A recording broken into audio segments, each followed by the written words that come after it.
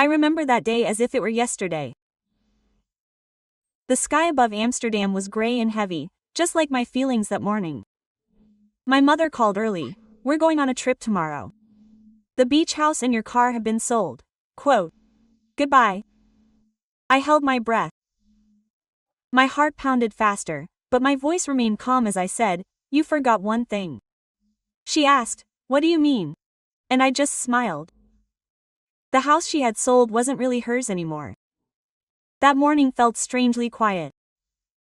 The tram passed by, jingling and filled with people going to work, but to me, everything seemed slowed down.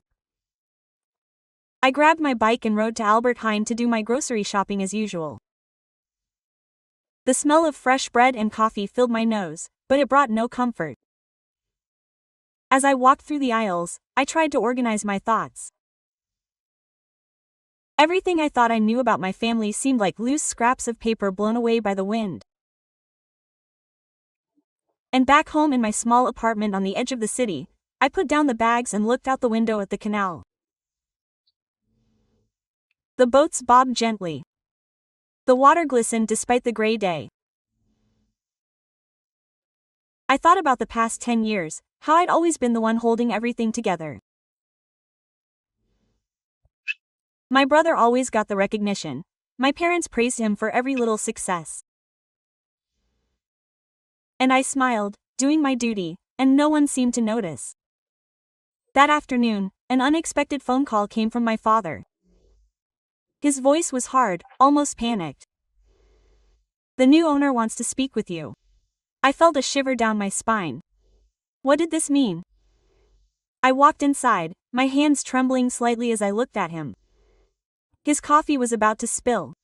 He looked at me, speechless. For the first time in years, I felt a strange shift. I was no longer the silent observer. Something within me had shifted.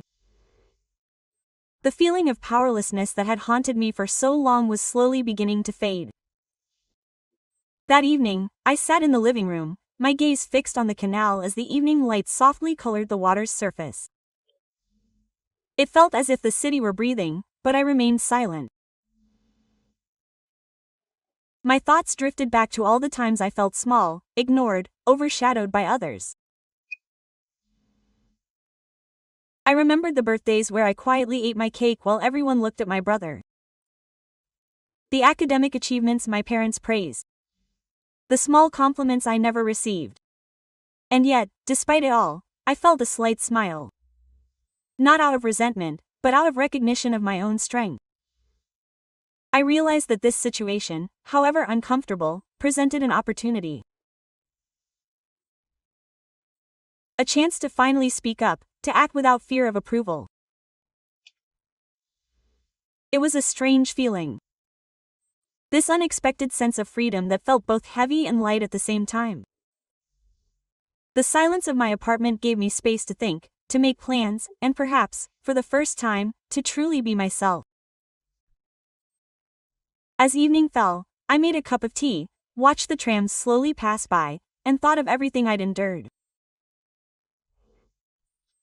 I felt the cold wind of change on my skin, soft but unmistakable. It was the beginning of something new, something still unknown, yet inevitable. And as I sat there, I finally felt ready to take the first step, however small, toward a life I would shape for myself. The next morning, I still felt the tension in my chest. The sun shone softly through the curtains of my apartment in Utrecht. And the canal glistened, as always, calmly and patiently. I drank my coffee slowly, trying to organize my thoughts, but they kept flitting about like loose toys. My brother, my parents, their choices. Everything seemed like one giant puzzle with no edges. I thought back to my childhood in Haarlem, the large market where we often stood at the annual Christmas party. My brother always got the first piece of the cake. The largest candles were lit for him. My parents smiled broadly, and I smiled back. But inside, I always felt a slight twinge. It wasn't resentment, just a feeling that my efforts were never fully recognized. At school during my high school years, I had adapted. I cycled along the canals to class every day, waved to friends, and did my best on every test. But there was always that little voice telling me I'd never be good enough for their approval. Even when I smiled, I sometimes felt invisible. It was a subtle pain that slowly shaped my character. I learned to be gentle, patient, and above all, self-sufficient. That afternoon, my mother called unexpectedly. "We want to see you," she said curtly. I knew this wasn't a casual invitation. She had always maintained control, even over the smallest things in my life. I grabbed my coat, walked to the tram, and watched the people passing by, busy with their daily routines, oblivious to the storm in my mind. Quote, "The city felt familiar, yet strange that day." Arriving at their house, I smelled the aroma of freshly baked bread and coffee. It was a nostalgic scent that brought back memories of previous Sundays spent sitting together at the dinner table, sharing stories and laughing. My mother stood at the door, her smile fixed, as if carefully weighing every feeling before revealing it. My brother was already inside, eyes glued to his phone. He looked up, and for a moment, our gaze met. No words, only the silent tension that stretched like a thin thread between us. We sat down in the chairs around the table, old but familiar. My mother started talking about summer plans, about the beach house that had already been sold, and about how everything needed to be arranged. But I noticed my attention wasn't on her words. I was listening to the rhythm of my own breath, to the small ticks of the clock, to the soft clinking of the tram in the distance. It was these small details that helped me control my emotions, so as not to give in to the old patterns of guilt and humility. My brother tried to start a conversation about my father's company. As if everything were normal. As if the last 10 years of unnoticed grief had never existed. I smiled, nodded, but felt an inner shift. For the first time, I felt I had a choice, to be swept along by their expectations or to follow my own path. It was a subtle victory, a silent promise to myself that I would no longer be an extra in their story. Towards evening, I walked back to my apartment along the canal. The water reflected the last of the sunlight, and everything felt simultaneously calm and tense. I knew decisions had to be made, confrontations perhaps. But I also felt something new. A sense of self-worth. A feeling that I was finally ready to make my own voice heard. Regardless of what others might say or think. The city breathed, and I breathed with it, prepared for what was to come. The next morning, I felt a knot in my stomach as I answered my phone. There were several missed calls from my father and a message from my brother, his tone strangely distant. I knew something was wrong. My fingers trembled slightly as I read the messages. But I kept my face neutral, as if I felt nothing. Outside, the tram rattled past, clinking over the cobblestones, a soundtrack to my inner tension. That afternoon, I walked the narrow streets of Amsterdam Noord, past cafes and small shops, trying to gather my thoughts. My brother had done something. I felt it deep inside. Something that would change the balance of our family. As I walked past an Albert Heijn supermarket to pick up a few groceries, I found myself automatically formulating my strategy.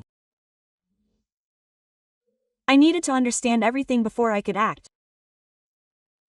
When I got home, I saw my parents' front door was open. That alone felt wrong. I stepped inside, and the aroma of freshly baked apple pie filled my nose. My mother was in the kitchen, her hands dusting the countertops. She was smiling, but her eyes betrayed a certain tension. My brother was sitting on the couch, his laptop open, fingers fidgeting as if he had an important email to send at any moment. Come sit, my mother said, but I stayed put. I sensed something was happening, something that would define my position in the family.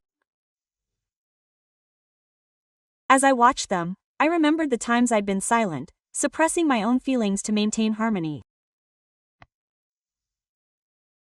Now, it felt like I had to carefully weigh every breath. I knew this moment would be a turning point. My brother looked up, a small frown forming on his forehead. We need to talk about the company, he said. His voice was cool, almost calculated. I nodded, yet remained silent. The words I felt burning in my throat didn't need to be spoken yet. My heart pounded in my chest, but my exterior remained composed. This was the moment when, for the first time in years, I felt I was no longer just a passive observer. As my parents spoke softly about numbers and contracts, I felt a surge of frustration. All these years I had cast aside their support, suppressed my own desires to maintain the appearance of a perfect family. And now, with one simple statement, I felt an inner shift. It was time to speak out. The tears I had always suppressed remained behind the veil of calm I had erected. That evening, I cycled along the canals. The water reflected the city lights softly and invitingly. My thoughts revolved around everything that had happened. The little hints of betrayal, the nuances of their behavior. It felt as if I were slowly awakening from a long slumber, ready to respond in a way I had never dared before. Every sound of the city, the tinkling tram, the soft lapping of water against the quay, felt like a reminder that I was still here, alive and conscious. I knew this was only the beginning. The confrontations to come, the choices I had to make, would test my strength. But something inside me felt different than before. A quiet certainty, a sense of preparation. It was the first moment I felt I could take control of my own story, regardless of what others decided or thought. It felt heavy yet liberating, like the first breath of someone finally waking from a long, patient slumber. The next day, the tension was a constant presence in my apartment in Utrecht. The sun shone softly through the windows, but it couldn't dispel the chill I felt every time I thought of my brother and parents. I tried to organize my thoughts as I walked through the kitchen, making coffee, and heard the tram rattle outside. Everything felt simultaneously familiar and strange. That afternoon, my brother called unexpectedly. His voice sounded cool, almost calculated. We need to talk about the company, Victoria, he said. His words were brief, lacking warmth and hesitation. I felt my heart beat a little faster, but I remained calm. It was as if I could finally channel years of frustration and suppressed feelings into a quiet force. I simply replied, okay, when? We arranged to meet at a small cafe by the canal. A place I knew from walks with friends and Sunday mornings with my mother.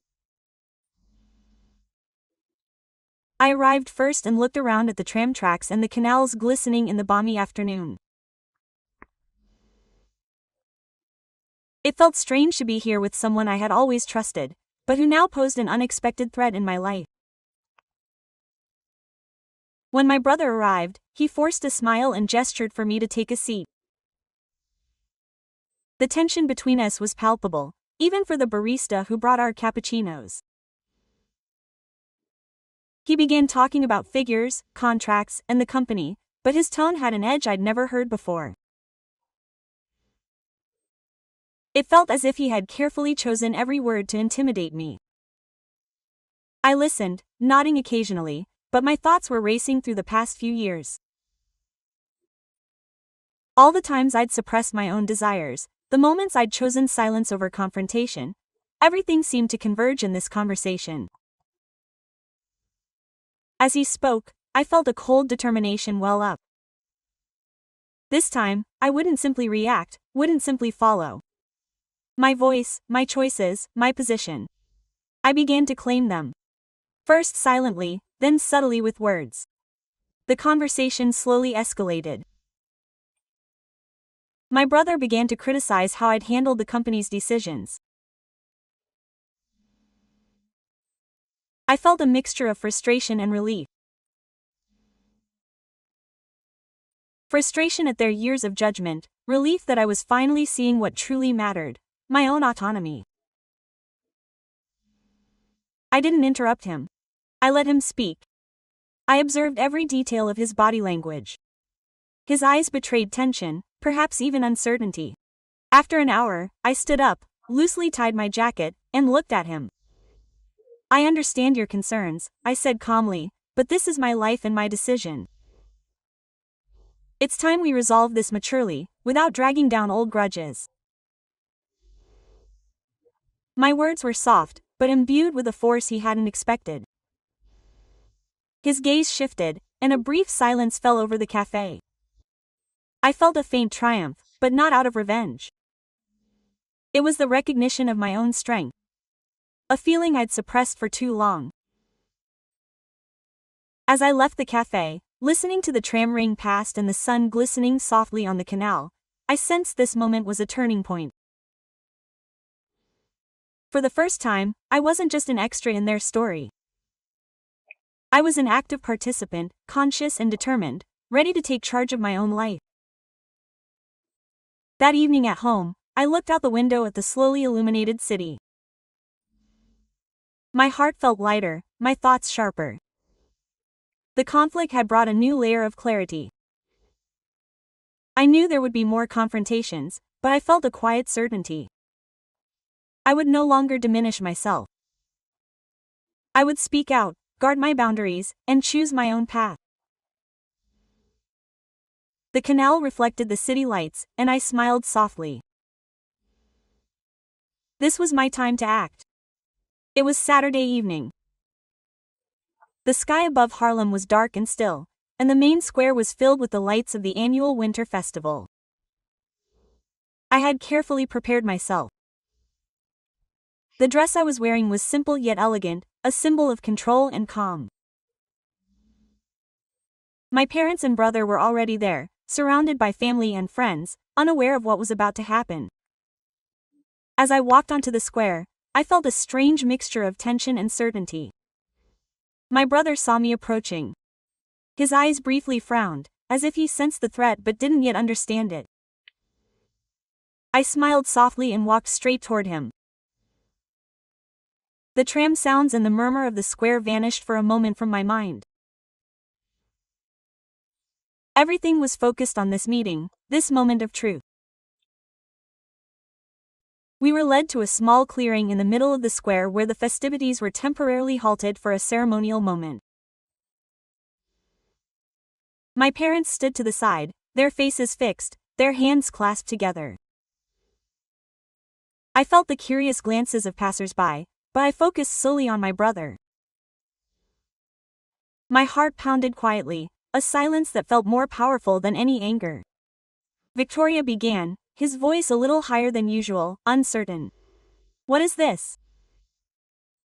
He looked around at the stacked tables of snacks, at the friends and family gathered. I kept my gaze on him and said calmly, "It's time for you to see everything." With a simple gesture, I tapped my phone. The screen of a portable projector came to life, and the images appeared in the sky above the square, large enough for everyone to see. The video showed photos and messages I had collected over the past few days. Conversations, details, little clues my brother had left behind but never noticed before. The audience stared, their faces filled with surprise and unease. My brother froze, his hands trembling slightly. His confident facade slowly crumbled, layer by layer. I spoke softly but clearly, "For these years, I trusted you. I protected you, supported you, and always believed that family was above all." Quote. And yet, this is what I discovered. The video played messages, short clips of conversations demonstrating that my brother had made strategic and calculated choices without my knowledge. The audience held their breath. My parents stared wide-eyed in astonishment. Some didn't know what to say. Others whispered softly to each other. The market felt silent, as if the world had momentarily stopped breathing. My brother tried to defend himself, but I remained calm. Every attempt he made to manipulate the situation was overshadowed by the facts now in the open. As the final clip ended, I looked around. People stood still, a mixture of shock and compassion on their faces. I felt no resentment, only a quiet strength. This wasn't revenge. It was a recognition of the truth. For the first time in years, I felt my voice and my perspective being heard, and that my place in this family was no longer being ignored. My brother stared at me, his face pale and eyes wide open. For the first time, he seemed small and vulnerable, as I had so often felt. I smiled softly and took a deep breath.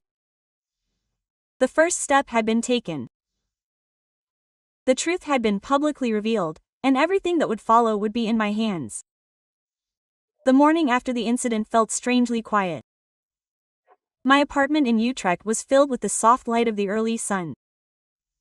The canal glistened, and the trams ran their familiar rhythm. But everything felt changed. I sat at the kitchen table, my hands clasped around a cup, trying to organize my thoughts. The public's reactions yesterday preoccupied me. Some were shocked, others seemed relieved that the truth had finally surfaced. My phone vibrated constantly. Messages summoned family and friends offering their support or asking questions about what had happened. I largely ignored them. This was my moment of peace and reflection. I had revealed the truth yesterday, and now I had to forge my own path, separate from the chaos others were experiencing. Later that day, my brother called. His voice had changed, softer, almost hesitant. "Victoria, can we talk?" he asked. I felt no fear, only a quiet curiosity. We met at a small cafe along the canal, a place we often gathered as children.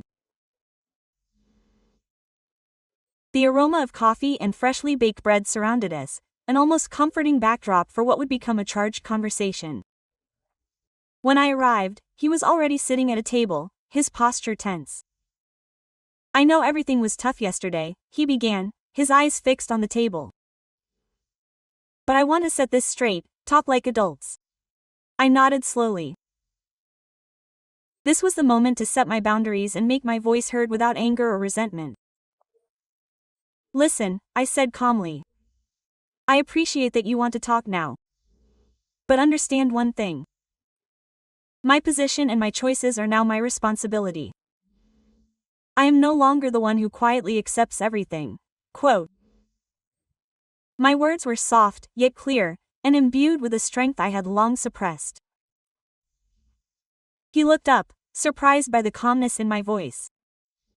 The conversation revolved around the company, the choices that had been made, and the impact on our family. My brother tried to defend himself, but I kept my focus on the facts and my own boundaries. I told him what I felt, how I had been ignored for years, and how it had influenced my choices. For the first time, he truly listened without interruption or defensiveness. After an hour of conversation and silence, I felt a certain relief. Not because everything had been resolved, but because a clarity had emerged that had never existed before. We agreed that future decisions would be transparent and honest, and that our relationship would be based on respect, not manipulation or unspoken expectations. When I left the cafe, I cycled along the canal, feeling the wind on my face. The city seemed the same, but I sensed a difference within myself. My voice had been heard, my boundaries recognized, and my independence strengthened. It wasn't a victory over my brother, but a victory over the patterns that had held me back for years. That evening at home, I watched the lights cast their reflections on the water. Chloe played quietly with her dolls, oblivious to the complex adult world unfolding outside her bedroom. I smiled softly. This was the beginning of a new balance, one in which I took myself seriously without guilt or fear, and in which the future felt open and honest. The next morning, I felt a slight tension, but also a clarity I hadn't experienced in years. Sunlight fell softly through the windows of my Utrecht apartment, glistening on the canal water. I let the coffee smoke, the aroma of freshly ground beans, drift in and thought about everything that had happened in the past few days. My choices, my voice, and especially my own power. Everything finally felt balanced. I'd taken long walks along the quay, pondering my future, the role I wanted to play in my family, and especially the choices I had to make for myself. The realization that I no longer had to bow to their expectations brought a strange, yet liberating, peace. For the first time, I felt I could live my own life, independent of approval or judgment. That afternoon, I called Miles, the private investigator who had helped me. "The evidence you've gathered feels like a weight lifted off my shoulders," I said softly. His voice sounded calm and understanding on the other end of the line. We talked about the steps I needed to take to fully free myself from the manipulation of my brother and parents and to ensure my daughter, Chloe, had a safe and honest environment. Later that day, I cycled to the city center, past the tram lines and the canals glistening in the late afternoon light. I felt strong and purposeful. My thoughts drifted back to all the years I'd quietly watched, putting my own desires aside and suppressing my feelings. Now was my moment. I decided I would no longer be an extra in their story. I would be the protagonist of my own life. When I got home, I opened the lawyer's envelope containing all the divorce documents and my full control over the apartment, the accounts, and the business interests that were mine. I felt a strange mix of relief and joy. Not out of revenge, but out of recognition of my own worth and independence. Everything I needed to start a new chapter was ready and waiting for me to accept it. That evening, I spoke with Chloe, her small hand in mine, as she shared her story about her day at school. Her innocence, her trust in me, reminded me why I had to take these steps. It wasn't about confrontation or revenge. It was about creating a life that was honest, safe, and true for both of us. I walked to the window and looked out over the canal, its lights reflecting on the water. The city felt vibrant yet calm, a perfect metaphor for my own state of being. I felt I had finally taken control of my life. My brother and parents could follow their paths. I had mine. For the first time, I felt a deep peace. No fear, no guilt. Just a quiet certainty and a sense of freedom. That night, before going to bed, I made a cup of tea and wrote a short letter to myself. Not to complain or blame, but to affirm what I already knew. I was stronger than I'd ever imagined. My voice had been heard, and I had the power to create my own happiness. The canal outside glimmered in the moonlight, and I smiled. For the first time, everything felt truly balanced. The next morning, I felt a calm I hadn't experienced in years. The soft light of the early sun filtered through the windows of my apartment in Utrecht, and the canal glimmered quietly in the morning sky. Everything seemed still. Even the tram, which normally rattled by, seemed to temporarily slow its rhythm, as if the city allowed me to fully embrace this moment of tranquility. I sat at the kitchen table, a cup of tea in my hands, watching Chloe busy with her drawings, her concentration, her small hands carefully holding a pencil. It reminded me that my choices weren't just about me. They were also about her, about creating an environment where she could experience honesty and safety. As I watched her, I thought about the past few weeks, the conflict with my brother, the revelation of his choices, and the confrontations that followed. Everything had exhausted me, but also strengthened me. I no longer felt resentment. It had been replaced by a calm recognition of my own strength and independence. It was a moment of reflection, a moment where I could see everything in a broader perspective. I walked to the window and looked out over the canals, the city slowly awakening. The sounds of cyclists and pedestrians and the soft jingle of the tram blended into a familiar city life, a rhythm that reassured me.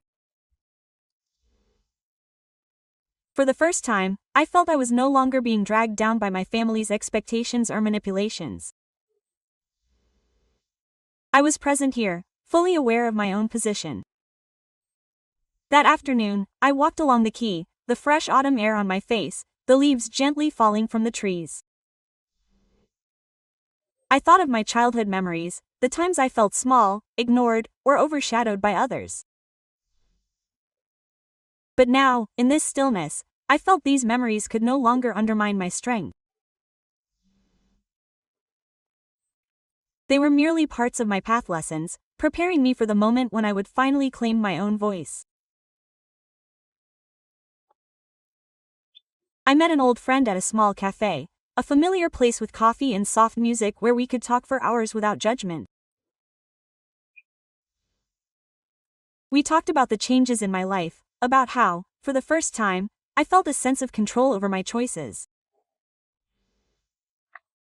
Her smile and understanding confirmed that I was not alone, that my decisions were justified, and that the peace I felt could not be temporary but lasting. At home that evening, I put on some light music, looked out at the canal, and felt a deep contentment. Chloe sat beside me, calm and happy. Everything I had endured, the confrontations, the revelations, the choices, had led me to this point. A place of balance, insight, and inner peace. My thoughts were clear, my emotions controlled, and my heart light. I knew there would be challenges ahead, that life is rarely without complications. But for the first time, I felt prepared to chart my own course. Independently and consciously. The city breathed, and I breathed along with Chloe, along with myself, in a rhythm that was now my own. It was a moment of closure and reflection, where I could see everything as it truly was. Without fear, without guilt, only with a quiet certainty and contentment. Morning dawned with a clear sky and a soft sun that made the canals of Utrecht glisten. The water reflected the city lights, and the ever-so-familiar sound of the trams filled the background. For the first time in weeks, I felt a deep peace wash over me. Everything that had happened in the past few days, from the confrontations with my brother to the conversations with my parents, seemed to converge in this moment of clarity. My brother arrived that morning not with his usual arrogance or self-assurance, but quietly, almost modestly. He sat down, not looking directly at me, but observing the table before him. The conversation that followed felt different. No accusations, no harsh tones. Only an honest attempt to understand and be understood. I felt no fear or uncertainty. My voice was calm and firm. I told him how I had felt over the past few years, how I had had to set boundaries, and how important it was that my choices were now respected. Our parents stood to the side, observing everything and barely saying a word. Their faces were relaxed, without judgment. And for the first time, it seemed as if they understood that their control over my life was no longer relevant. It felt like a silent acknowledgement, a confirmation that old patterns could be released. My brother nodded slowly, a sign that he finally understood that our relationship wasn't just about power or expectation, but about respect and honesty. That afternoon, I cycled with Chloe along the canals. The sun reflected on the water, and the city felt both vibrant and familiar.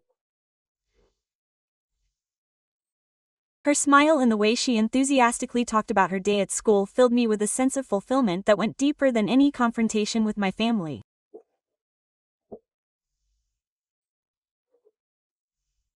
Everything I had done, all the decisions I had made, hadn't been out of spite, but out of a desire to create a safe, honest, and loving environment for her. Back home, I looked out the window at the canals. The trams jingled to their own rhythm. The cyclists glided by, and the city breathed its daily life. But for me, everything felt different.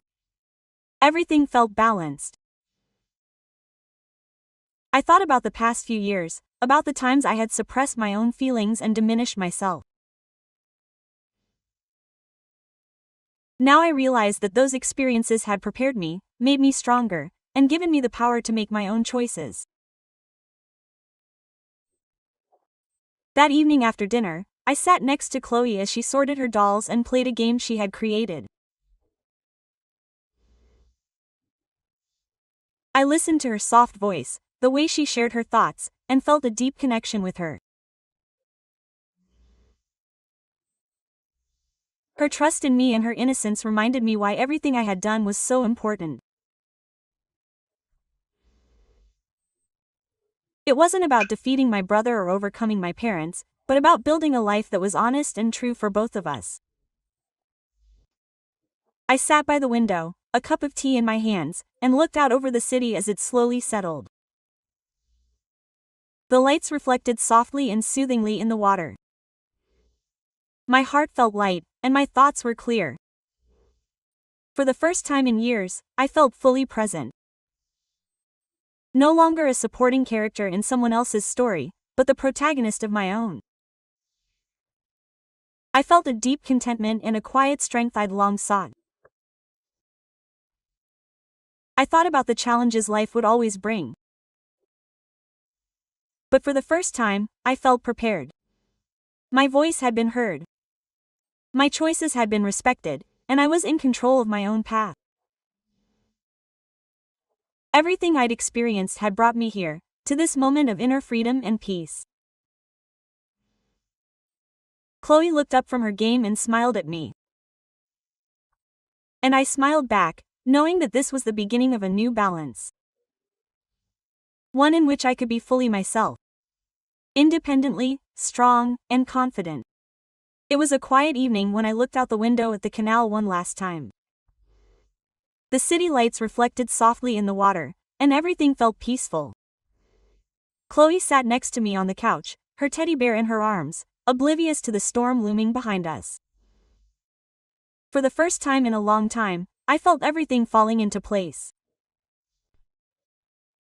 The events of the past few weeks, the confrontations, the revelations, the conversations, had not only made me stronger but also clearer about who I wanted to be. My voice had been heard, my choices had been respected, and I was in control of my own life. The feeling of freedom was new and liberating. A peace I had long missed. I thought of my parents, my brother, and the patterns that had shaped us for years. The realization that I could chart my own course without their approval gave me a deep inner strength. It wasn't a reproach or a reproach, but an acceptance of the truth that my happiness and my choices were now entirely in my hands. As I sat there, I felt a silent gratitude for the lessons I'd learned, for the freedom I'd created, and for the life I could now build with Chloe. Everything felt balanced. I smiled softly, feeling that I was finally truly at home in my own life.